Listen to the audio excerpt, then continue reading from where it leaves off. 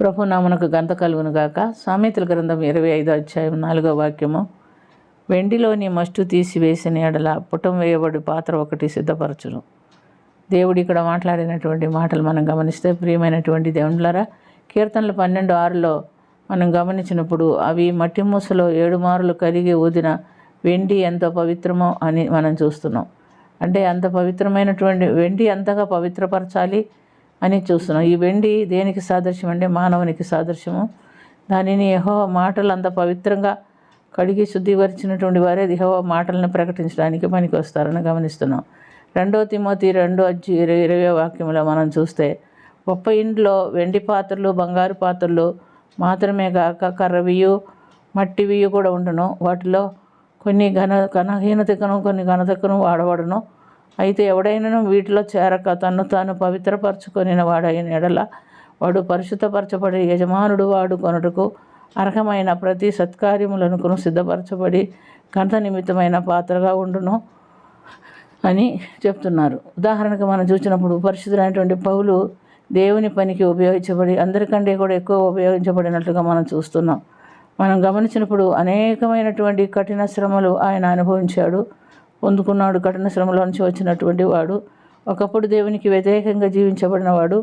ఆ వెండిని దేవుడు 7 మార్లు ఊది కరిగించినటువంటి వెండి అన్న పవిత్రంగా మార్చి శ్రమల్లో గుండా రప్పించి పరిశుద్ధమైనటువంటి పాత్రగా మార్చి దేవుని కొరకు వాడుకుంటున్నట్టుగా మనం గమనిస్తున్నాం. ప్రియమైనటువంటి దేవునులారా, ప్రవక్త అయిన ఇర్మియాను కూడా దేవుడు పిలిచినట్టుగా మనం గమనిస్తున్నాం. చిన్న వయసులోనే దేవుడు అతన్ని ఏర్పరచుకున్నాడు. తల్లి గర్భంలో ఉన్నప్పుడే ఆయన ప్రతిష్ఠ చేసుకున్నాడు. ఆయన చెప్తున్నాడు, నీ తల్లి గర్భంలో నేను నిన్ను నియమింపక మునుపే నిన్ను ఎరిగి తిని, నువ్వు గర్భంలో ఉండగానే గర్భంలో నుండి బయలుపడక మునుపే నేను నిన్ను ప్రతిష్ఠించి తిని జనములకు ప్రవక్తగా నిన్ను నియమించి తిని అని చెప్తున్నాడు. అందుకు ఆయన, అయ్యో ప్రభు అయిన యెహోవా, నేను బాలుడినే, మాట్లాడుటకు నాకు శక్తి చాలదే అని చెప్పినప్పుడు యెహోవా ఆయనకి ఈ మాట సెలవిస్తున్నట్టుగా మనం చూస్తున్నాం.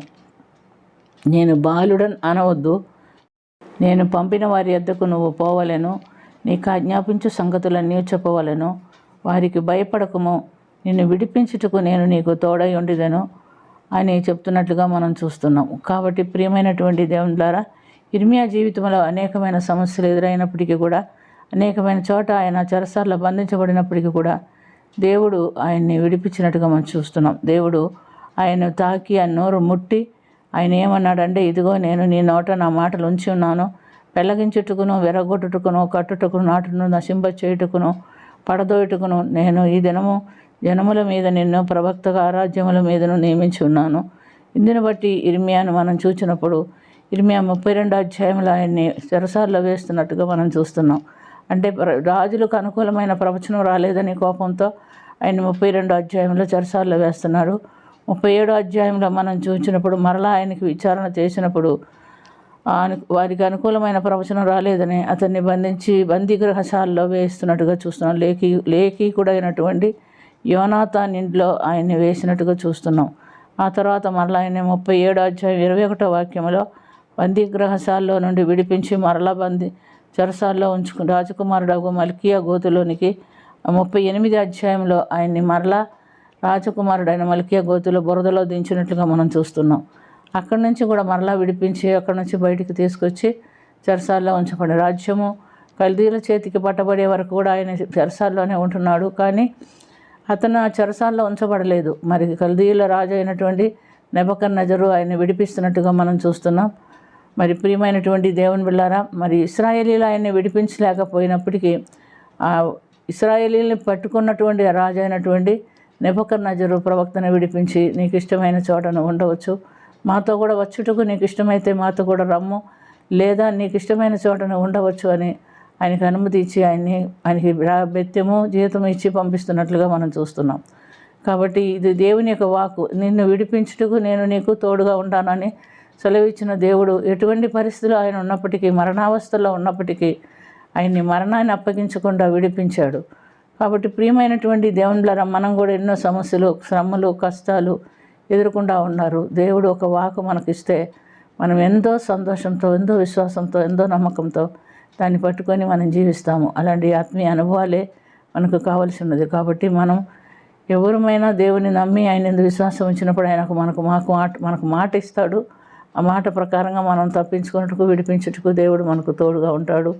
అవి గుర్తుపెట్టుకోవాలని దేవుడు చెప్తున్నాడు. మరి పౌలు భక్తుడు కూడా ఎన్నో ఇబ్బందులు పడినప్పటికీ ఆయన అలా చెరసాల్లోనే ఉండిపోలేదు, కానీ ఆయన సమయం వచ్చినప్పుడు ఆయన హర్షసాక్షిగా మరణించినట్లుగా చూస్తున్నాం. కాబట్టి ప్రియమైనటువంటి దేవునిలారా, ముందున్నటువంటి శ్రమలను గురించి మనం భయపడి నిలబడవలసిన వారం కాదు. మనం వెండి వలె నిర్మలం చేయబడిన వారమై, పరిశుద్ధపరచబడిన వారు, దేవుని యొక్క వాక్కుతో మనం పట్టబడిన వారమై, పరిశుద్ధాత్మ చేత నడిపించబడిన వారమై ఈ లోకంలో పరిచర్యకి వాడబడాలని, దేవుడు ఏర్పరచుకున్నటువంటి పాత్రగా ఉండాలని దేవుని కోరిక చొప్పున పరిశుద్ధపరచబడిన పాత్రగా మనం కూడా ఆయన కొరకు వాడబడినట్లుగా దేవుని సన్నిధిలో ప్రార్థన చేసుకుందాం. ప్రేమ కలిగిన తండ్రి, కృప కలిగిన ప్రభా, యేసు రక్షక, మీకు వందనాలు నాయనా. నీ కొరకు పరిశుద్ధపరచబడినటువంటి ఒక పాత్రగా మేము కూడా వాడబడినట్లుగా సహాయం చేయమని, మాలో ఉన్న మస్టు తీసివేసి పరిశుద్ధపరిచి నీ దివ్యమైన వాక్కులతో మమ్మల్ని నింపి కాపాడి సంరక్షించమని యేసుక్రీస్తు పుణ్యనామమున అది మిక్కిలి వినయంతో అడిగి వేడుకొనుచున్నాము తండ్రి. ఆమేన్.